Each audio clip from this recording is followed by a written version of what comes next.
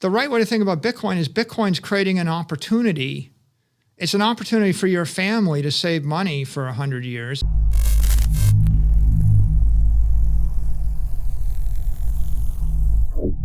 Bitcoin mining is the most lucrative use of energy in the world. Mm-hmm.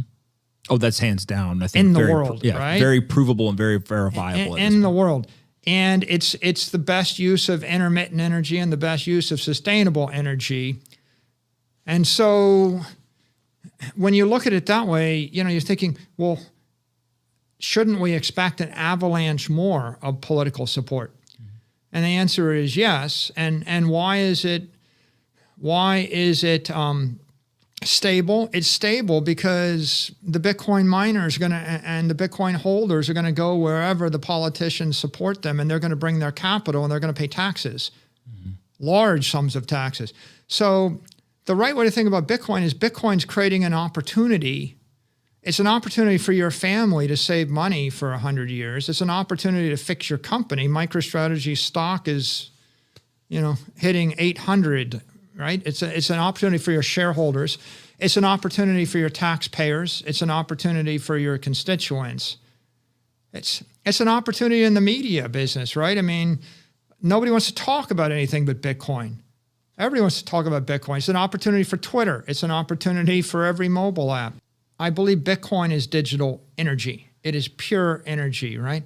It's not digital gold that's put $1 billion of money in a vault and let it sit there for a decade and you can't do anything with it. It's not even digital property. Digital property is $1 billion of a digital hotel and I can teleport it from New York to Paris and back again and it's maintenance free and indestructible. It's better than that. It's digital energy because I can decompose the hotel to room minutes. Mm-hmm. And I can decompose and recompose this pure energy hotel and rent it out at the speed of light and program it with 1 million transactions a second. You never saw a hotel get programmed with 1 billion parts, 1 million transactions a second. It's literally like a swirling energy mass. When you understand that, then you see it hasn't eliminated capitalism. It's simply the $500 trillion digital energy basis of capitalism. It makes sense that you would use it as the foundation to build your family, to build your company, to build your country, to build your city, to build your application, to build your device. You can put it into everything. And now, once you've done that, look, you can back up your family with the balance sheet of Bitcoin. You'll be rich. That doesn't mean you'll be happy. There's a lot of rich families that have a lot of messed up problems, right? You can watch them on television. You can put it on the balance sheet of your company. I have, if I have $7 or $8 billion on my balance sheet, that doesn't mean I don't have to get up and go to work and make the software work and sell the software and listen to the customers. I'm still in a competitive struggle with other like-kind software companies that sell business intelligence software. And the same is true with your city, right? It's half the solution. The other half of the solution is you need rational policies at the municipal level, the state level, and the government level. The energy system is an energy network. Everyone's plugging into it, and it makes them more efficient than they would otherwise be, but they still have their struggle. What's happening is, you're benefiting from the rest of the network. You can't afford to lose laser-like focus on your family, your company, or your country, right? You can't assume that just because you plugged into Bitcoin networks, you can be a crappy retailer or a bad mayor or a bad father, right? So it doesn't solve that problem. I think we boil down to a simple idea, which is everybody's got a balance sheet, everybody's got a P&L. The P&L is your operating business. You better be the best in the world at that thing. The best in the world. If you get distracted, you want to be a good husband, you can't have 6 wives. You want to be a good retailer, you better know who your customer is. You still compete against every retail. So your operating business, you got to be really laser-like and good at it. But by plugging your balance sheet into Bitcoin, you have hundreds of millions of people guarding your back that are energizing the network. And it takes me back to a historic observation. History teaches us that the winning civilizations, the winners in the history of mankind, are the civilizations that channel energy more effectively through time and space, right? And that means, practically speaking, right? The Romans, they were good at killing people. It's not easy to kill people, right? I mean, to raise an army, they didn't show up with bows and arrows and spears. They showed up with industrial-grade artillery that tossed 50-pound flaming balls of shrapnel at you from 500 meters or 1,000 meters away, right? And a navy. So you see that over and over again, right? Steel trumps iron, and iron trumps bronze.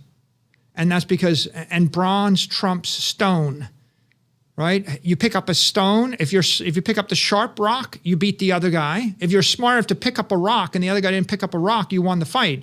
If you had the iron, then you beat the guys with the bronze. If you had the steel, you beat the guys with the iron. You ever seen steel forged?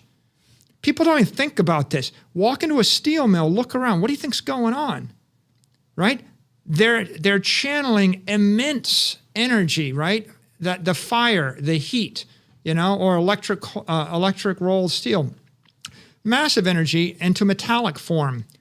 Air powers energy, potential energy. You get up 50,000 feet, you drop someone on someone's head. Okay, what's the channeling part? Remember the Gulf War? Norm Schwarzkopf used to show the videos of the laser-guided bomb, and something that's in the clouds dropped a bomb that managed to hit, a 3x3 space from 50,000 feet up, through the wind, right? So the channeling of the energy through time and space, and being better at channeling it, that explains why every team wins in sports. That's why Tom Brady wins, because the quarterback you've seen him put the football in exactly the spot. You have to put that football in that space in a plus or minus 10 millisecond time spot with the right spin on the ball. And if you happen to be able to do that, you can win. And is it random? No, it's not random. There's one guy that's better at it than everybody else. And if he didn't have the team, they wouldn't win. So every winner is better at channeling energy in time and space. Every civilization, every city, every company, right? Every investor. So the real power of Bitcoin is digital energy. And until you figure it out, if I said to you, what is digital energy? Well, digital energy is, I'm going to put $100 billion into this container, and then I'm going to do a magic trick, and it's not here anymore. But guess what?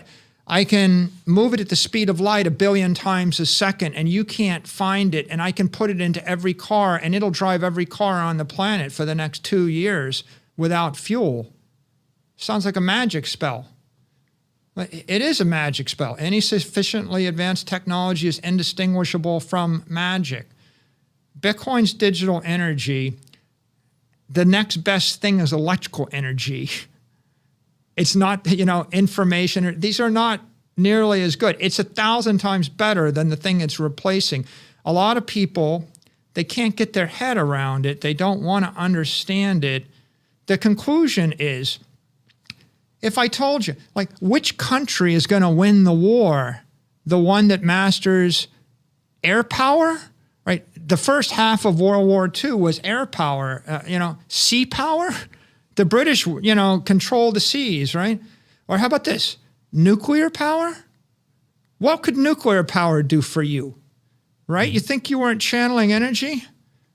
Right? You're channeling energy. So now we're talking about digital energy, and you would ignore it at your own risk. It doesn't guarantee you win, right? What's a gun? A gun is channeling with precision, right? Chemical energy or explosive energy, right?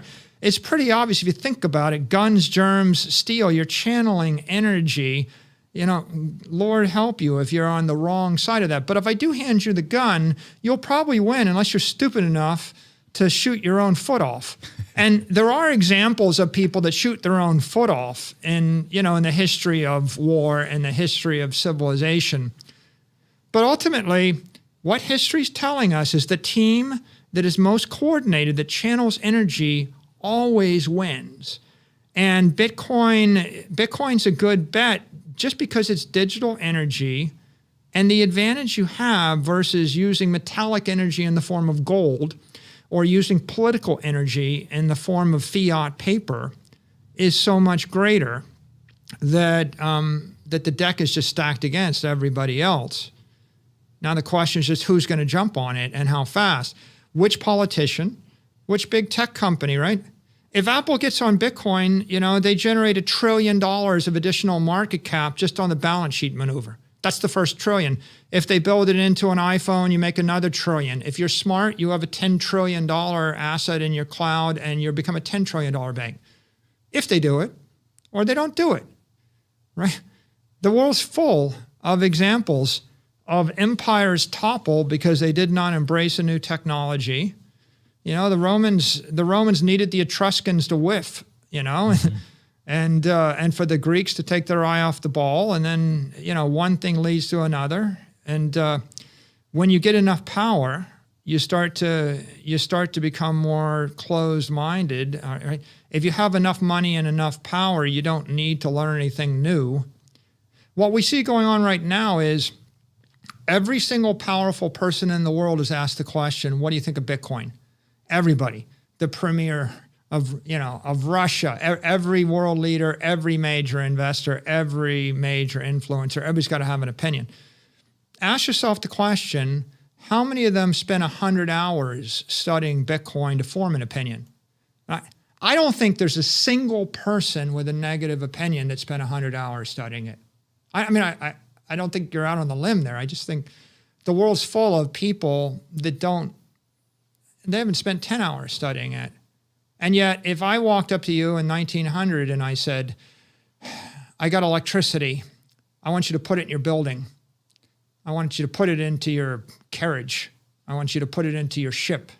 Or I want you to, you manufacture food, I want you to use electricity instead of steam power or mechanical power. Okay, how many people would stop and study it, and how many would think they would master it and figure it out with 1 hour of consideration? Would you know how to wire, Hershey's, Pennsylvania, or a meat packing plant, or a ship with electricity in 100 hours? 1,000 hours? How many hours does it take to figure it out? And what are the consequences of not figuring it out? I think the consequences are over 30 years, you go out of business, right?